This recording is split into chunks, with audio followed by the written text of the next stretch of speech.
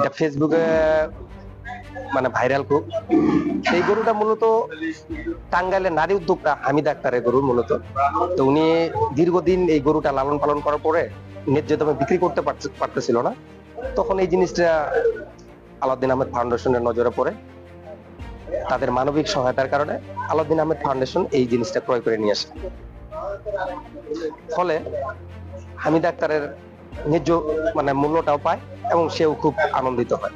পরবর্তী এই গরুটি ঈদের পরে 3 দিন পরে কুরবানি মানে জবাই করে মাংস রান্না বান্না করে গরিব দুঃখী অসহায় ইতিম যারা আছে তাদের মধ্যে খাওয়ানোর ব্যবস্থা উদ্যোগ নেওয়া হয়েছে।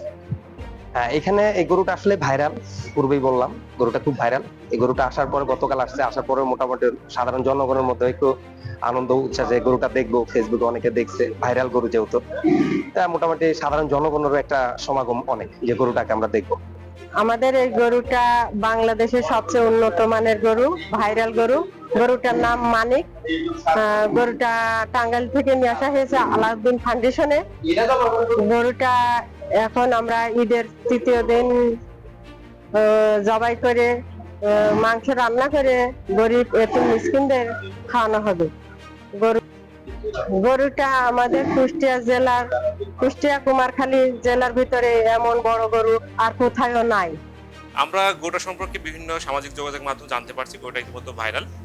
তো আমরা দেখেছি যে টাঙ্গাইলের উদ্যোক্তা হামিদা আক্তার উনি দীর্ঘ 10 বছর যাবৎ এই গরুটা লালন পালন করে আসছেন, কিন্তু আমরা দেখলাম যে গরুটা উনি বিক্রি করতে পারছেন না এবং অনেক ঋণগ্রস্ত হয়ে গেছেন এবং হতাশাগ্রস্ত ছিলেন।